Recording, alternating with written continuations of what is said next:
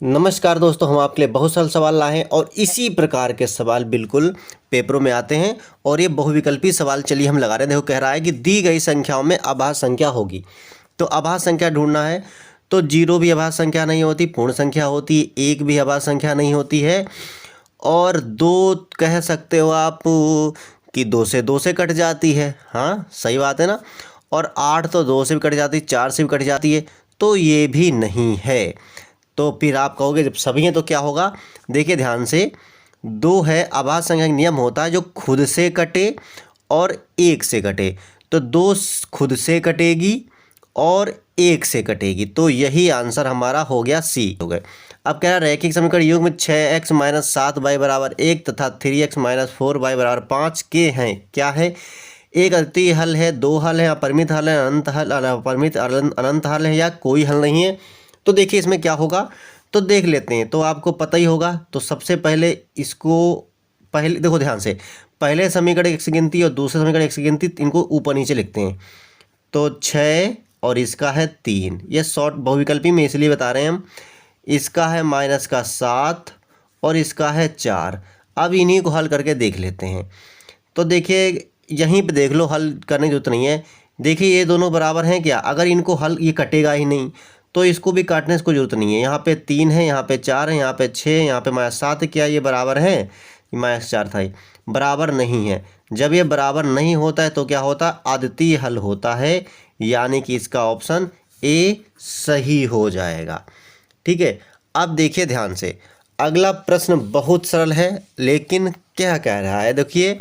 कह रहा है यदि एक वृत्त के व्यास के सिरे के निर्देशांक क्रमशः 1,5 और 7,13 हो, तब उसकी त्रिज्या की लंबाई ज्ञात कीजिए।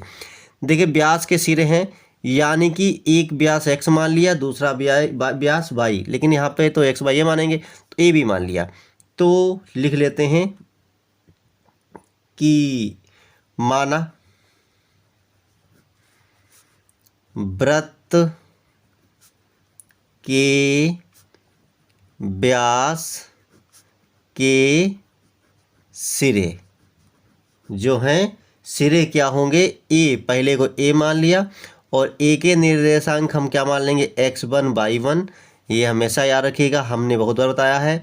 तो ये हो जाएगा 1,5, वो तो है ही। और बी के क्या हो जाएंगे? यानी x2, y2, ये क्या है? 7,13। देखिए बहुविकल्पी है, लेकिन तब भी लगाना थोड़ा सा पड़ेगा ही। अब क्या होती?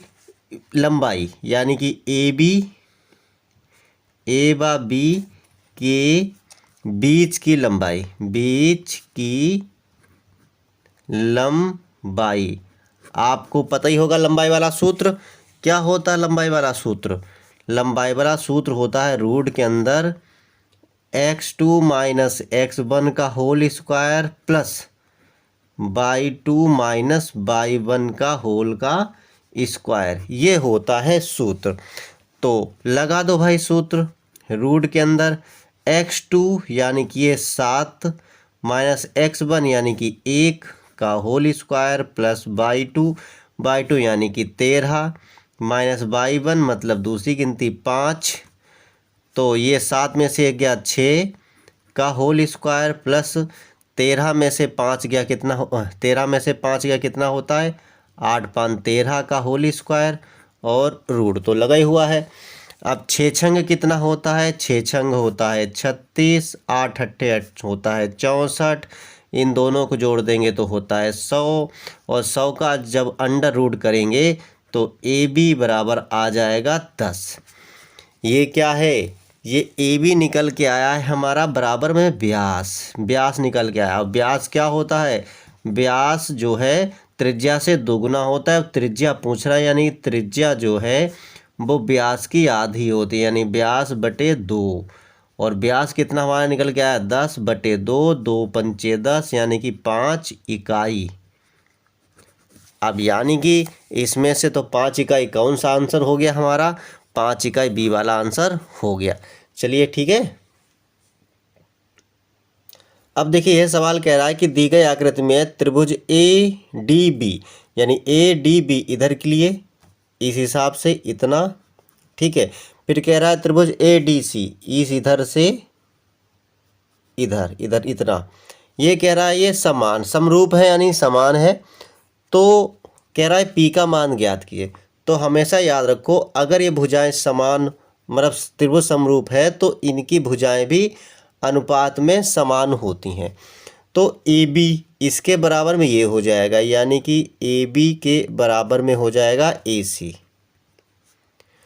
और बी डी के नीचे बाई ली तो इसका भी नीचे हो जाएगा डी सी। अब देखिए ए बी का मान क्या है 18 सेंटीमीटर, और ए सी का मान है P बराबर बी डी का मान है P, और डी सी का मान है 2। तो क्या निकलेगा, पी कितना हो जाएगा P स्क्वायर, और 18 दूनी कितना होता है 36 लिख सकते हैं 6 का स्क्वायर, यानी P बराबर हमारा कितना आ गया 6 सेंटीमीटर, यानी कि 6 ऑप्शन बी हमारा हो गया। ठीक है ना, ये बहुविकल्पी में आते हैं इसे प्रश्न।